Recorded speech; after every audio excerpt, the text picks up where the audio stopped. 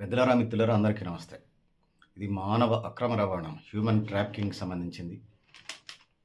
పురాతన యుగంలో లేదు, ఆదిమ యుగంలో లేదు, మధ్యయుగం లేదు, ఆధునిక యుగంలో కూడా లేదు. నాగరికత అని చెప్పుకున్నటువంటి నేటి ప్రపంచంలో ఆర్టిఫిషియల్ ఇంటెలిజెన్స్, డిజిటల్ రంగం స్ట్రెంథెన్ అయినటువంటి దేశంలో ఇప్పుడు డిజిటల్ కెమెరాలు, సీసీ కెమెరాలు ఉన్నటువంటి ఇదిలో ఇవాళ హ్యూమన్ ట్రాఫికింగ్, మానవ అక్రమ రవాణా జరుగుతూ ఉంది.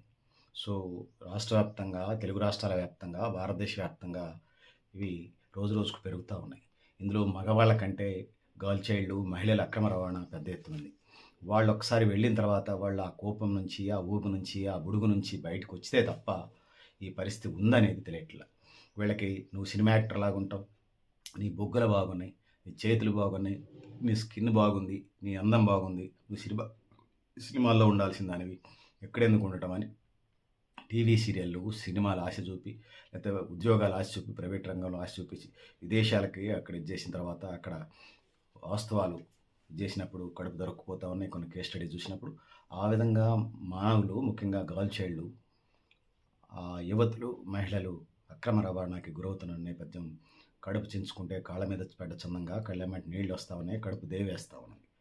సో, ఆధునిక నాగరికత కాలంలో కూడా ఆర్టిఫిషియల్ ఇంటెలిజెన్స్, డిజిటల్ రంగం అభివృద్ధి చెందిన, శాటిలైట్ రంగం అభివృద్ధి చెందిన కేసులు నామమాత్రంగా 100కి 1 నుంచి 5%, 1 నుంచి 5% కేసులే నమోదవుతా ఉన్నాయి. సో, ఇట్లాంటి దాని మీద ఎన్‌జీఓలు, నాన్ గవర్నమెంటల్ ఆర్గనైజేషన్స్, స్వచ్ఛంద సంస్థలు పెద్ద ఎత్తున పనిచేస్తూ ఉన్నాయి. కానీ బీజేపీ, ఆర్ఎస్ఎస్ వచ్చిన తర్వాత అదే పెద్ద స్వచ్ఛంద సంస్థని మత విధానాలే అల్టిమేట్ అని చెప్తా ఉన్నారు. వాళ్ళొచ్చినా, ఇంకొకళ్ళొచ్చినా ఈ అక్రమ రవాణాని ఆపలేకపోయారనేది మనకు అర్థమవుతా ఉంది. సో, స్వచ్ఛంద సంస్థలు వాళ్ళ చేతనైనంత వాళ్ళు పనిచేస్తూనే ఉన్నారు.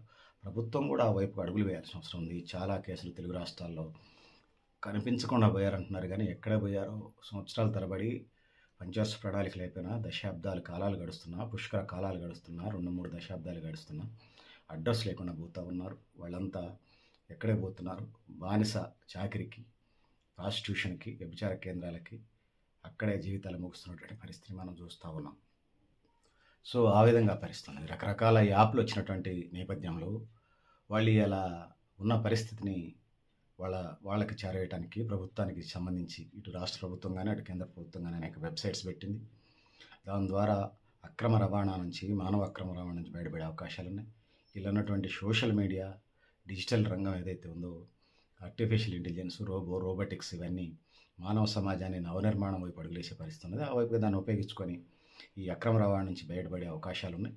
సో, వెళ్ళేటువంటి వాళ్ళంతా బాలికలు, చిన్న పిల్లలు అవుతా ఉన్నారు. వాళ్ళకి ఇదంతా తెలియదు. యువతులు ఆ మోజు సినిమాల యాక్టర్ అవుతామని, లేకపోతే వాళ్ళకి నెలకు 1,00,000 నెలకు 1,00,00,000 వస్తదని వెళ్ళిన తర్వాత మైకం నుంచి తేరుకునేసరికి డిప్రెషన్‌లో పడిపోతూ ఉన్నారు.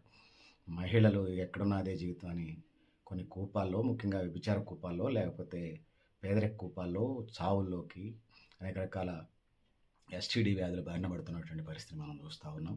సో, ఇది సమాజానికి, దేశానికి అంత మంచిది కాదు. ఉన్నటువంటి డిజిటల్ రంగం ఏదైతే ఉందో, బస్ స్టాండ్లు, రైల్వే స్టేషన్లు, వాటిని సీసీ కెమెరా ద్వారా చేసి అనుమానితుల మీద ఖచ్చితంగా ఉక్కుపాదం మోపాలి. మానవ అక్రమ రవాణా చేసేటటువంటి వాళ్ళ మీద శిక్షలు స్వల్పంగా ఉంటున్నాయి. ఖచ్చితంగా అక్రమ రవాణాకు సంబంధించిన అటెంప్ట్ మర్డర్ కేసులు పెట్టాలి. ఖచ్చితంగా 5-10 సంవత్సరాల జైలు శిక్ష తప్పకుండా ఉండాలి.